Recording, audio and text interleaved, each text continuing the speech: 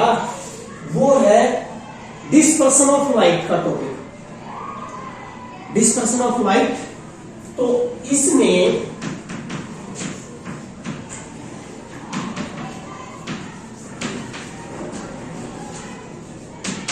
सबसे पहले तो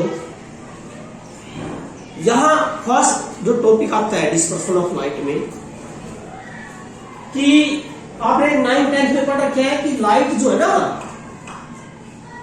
7 भाग में विभाजित हो जाती है, 7 कलर में, जो आपने पढ़ा था विब्ग्योर, वायलेट, इंडिगो, ब्लू और ग्रीन, येलो, ऑरेंज और रेड।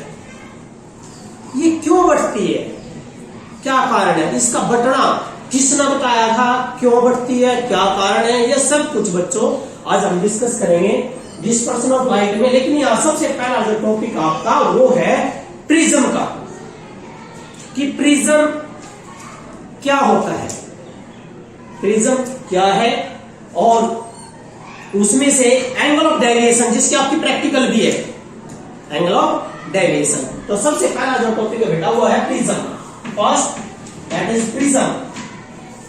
तो प्रिज्म क्या है बेटा, देखिए होगा आपने, प्रिज्म जो है ग्लास मटेरियल का, ग्लास मटेरियल क्या होता है आपका, रिफ्रैक्टिव, क्या होता है बेटा, रिफ्रैक्टिव मटेरियल होता है, रिफ्रैक्टिव मटेरियल होता है ग्लास का, और ट्रायंगुलर शेप में होता है, ट्रायंगुलर, देखिए ये बेटा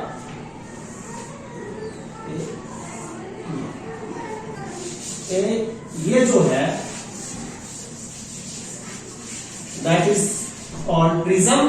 ये बेटा ए पॉइंट, ये बी, ये सी, वर्टिसेस ए बी सी, ये ट्रायंगल है बेटा। तो ये कहता है कि ये कौन सा मीडियम है, ग्लास, क्या बोलते हैं ग्लास को, रिफ्रैक्टिव मटेरियल। ये रिफ्लेक्टिव मटेरियल जो है बाउंड हो रहा है बेटा, कैसा है, 2 प्लेन सरफेस से, देखिए ये 2 plane surface A B and A C से, and both are incline to each other. ये दोनों जो है ना एक दूसरे से एक किसी एंगल पे, सुटेबल एंगल पर एक दूसरे से इंक्लाइन होते हैं, and that angle is called prism angle. क्या कहलाता है बेटा, यो प्रिज्म एंगल कहलाता है। मतलब क्या क्या बोले बेटा मैंने, क्या है प्रिज्म, क्या है, किसकी है prism, what is prism, A transparent portion of glass refracting material, glass का भी हो सकता है, और आजकल तो बेटा प्रिज्म उसके भी प्लास्टिक बिल्कुल जो है क्या होना चाहिए, रिफ्रैक्टिव मींस ट्रांसपेरेंट होना चाहिए, क्या होना चाहिए, transparent refracting material, bounded by किसके द्वारा, two plane incline to each other, कितने एंगल से, suitable angle, and that angle called prism angle. भाई कोई मटेरियल है बेटा, ये है, ये ले लिया आपने, ये ग्लास का मटेरियल, ग्लास का या रिफ्रैक्टिव ट्रांसपेरेंट मटेरियल है बेटा, ये बाउंड, देखिए ये मटेरियल है, अरे ढक है सारे, ये ढक है, किसके द्वारा ढक है, 2 प्लेन, ये 2 प्लेन, ये बेटा ए बी सी, तो कौन कौन से प्लेन है बेटा, ए बी एंड ए सी, और दोनों के बीच में कितना एंगल है, कोई ना कोई सुटेबल एंगल है। और जनरली हम क्या लेते हैं बेटा, ये इक्विलेटरल ट्रायंगल है, जनरली आप लोगे, यदि आपको नहीं गिवन है 60 डिग्री, कितना 60 डिग्री, अदरवाइज तो गिवन होता है। तो ये कहता है कि ये एंगल जिसके द्वारा क्या बेटा, 2 प्लेन सरफेस किसको ढक रहे हैं, किसी भी ट्रांसपेरेंट रिफ्रैक्टिंग मटेरियल को, that is called prism angle. वो क्या कहलाएगा बेटा, प्रिज्म एंगल।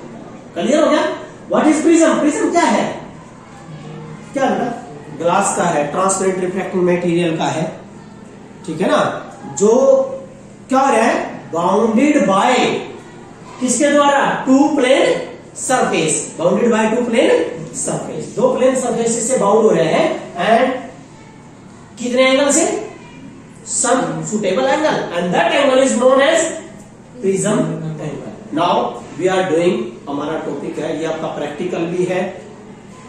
टॉपिक है बेटा कि angle of deviation, angle of deviation through a prism, और प्रिज्म फॉर्मूले का है। तो हम आगे जो टॉपिक करेंगे, ये आपका जो टॉपिक है